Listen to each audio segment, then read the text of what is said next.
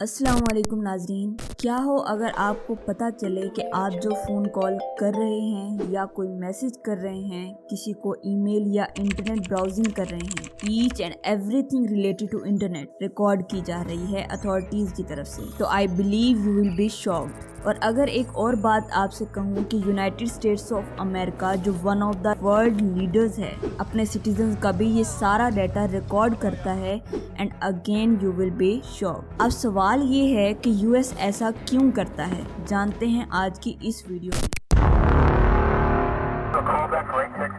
My name's Ed Snowden. I'm 29 years old. That phone in your pocket right now might be a government spying. Was not the kind of leak. The government is spying on even more of our online activity.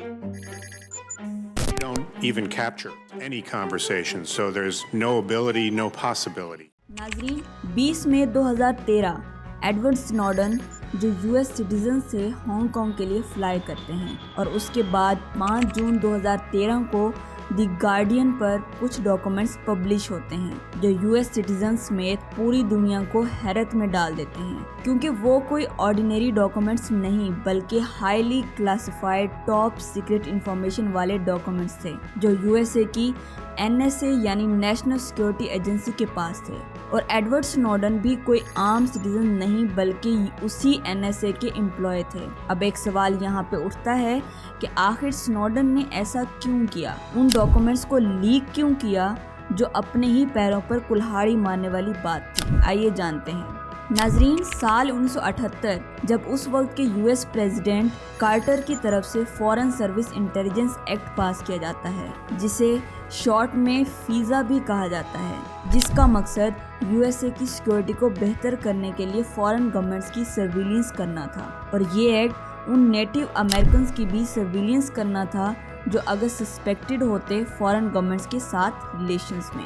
1981 میں president Ronald Reagan اس لا میں تھوڑی سی amendments کرتے ہیں، جس کے بعد you S government in foreign Americans کو بھی سپائی کر سکتی تھی جو ملک سے باہر رہ کر فورن گورنمنٹس کے ساتھ کانٹیکٹ میں تھے، جس کے بعد یو ایس گورنمنٹ کے پاس wide collection of citizen data تھا۔ لیکن 9/11 کے بعد پریزیڈنٹ جارج ڈبلیو بش نے اس میں مزید امینڈمنٹس کی، اور سپتمبر 2001 کے بعد یو ایس گورنمنٹ کی domestic and international level per mass surveillance دیکھنے کو ملی۔ یو ایس گورنمنٹ اپنے سٹیزنز کی چھوٹی بڑی ایکٹیویٹی کو سپائی کر رہی تھی، یعنی لوگ کس کو فون کال کر رہے ہیں، فون پر کیا بات ہو رہی ہے، کس کو میسج کیا جا رہا ہے، اس میسج میں کیا لکھا ہے، لوگ انٹرنیٹ پر کیا سرچ کر رہے ہیں، کیا دیکھ رہے ہیں، کس کو مل رہے ہیں، لوگوں کی انٹرسٹ بیسڈ ایکٹیویٹیز کیا ہے، H and every thing was in record and surveillance of NSA، اور یہ سب کچھ کیا جا رہا تھا سیکورٹی پرپز کے لیے۔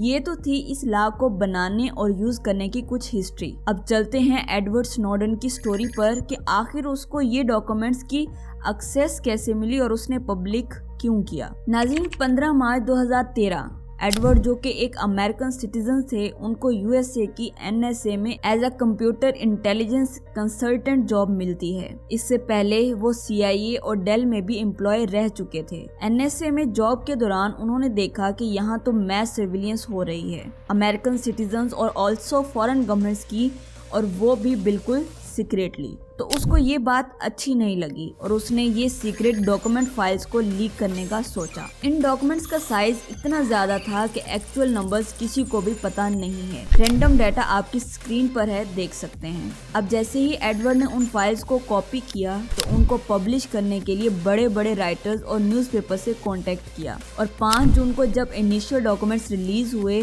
تو وائرل تو ہونے ہی تھے، کیونکہ کسی کے وہم و گمان میں بھی یہ سب کچھ نہ تھا۔ سبھی بڑے نیوز پیپرز نے اس کو پبلش کیا۔ اب یہ کارنامے کرنے کے بعد ایڈورڈ کا وہاں رکنا تو پاسبل ہی نہیں تھا، اس لیے وہ پہلے سے ہی ہانگ کانگ میں ہی تھے۔ ادھر یو ایس اے میں بھی ان کے اوپر کافی سینکشنز لگائے گئے۔ ہانگ کانگ میں ایڈورڈ کے حق میں اور یو ایس اے میں گورنمنٹ کے خلاف پروٹیسٹ ہوئے۔ ایڈورڈ کا یہ کارنامہ اتنا خطرناک تھا کہ یو ایس اے کے اپنے الائیڈ کنٹریز کے ساتھ ریلیشنز بھی خطرے میں پڑ گئے۔ اس لیکس کو یو ایس اے کی پولیٹیکل ہسٹری کی سب سے بڑی نیوز لیکس مانا جاتا ہے۔ اس انسیڈنٹس کے بعد ایڈورڈ سنوڈن نے بہت سے کنٹریز میں اسائلم کے لیے بھی اپلائی کیا، لیکن ہر کنٹری نے ریجیکٹ کر دیا۔ ظاہر ہے یو ایس اے جیسی کنٹری سے کون ریلیشنز خراب کرنا چاہے گا۔ فائنلی رشیا نے اس کو اپنے کنٹری میں رہنے کا موقع دیا اور سال 2020 میں پیوٹن گورنمنٹ نے ایڈورڈ کو رشین سٹیزن شپ دی۔ تو ناظرین یہ تھی ہماری video on the topic of is America spying on its citizens. اگر آپ نے پوری ویڈیو واچ کی ہے اور پسند بھی آئی ہے تو ویڈیو کو لازمی سے لائک کریں اور دوستوں کے ساتھ شیئر کریں اور چینل کو بھی سبسکرائب کریں اور اپنی رائے کا کامنٹ سیکشن میں ضرور اظہار کریں۔ ملتے ہیں نیکسٹ ویڈیو میں۔ اللہ حافظ۔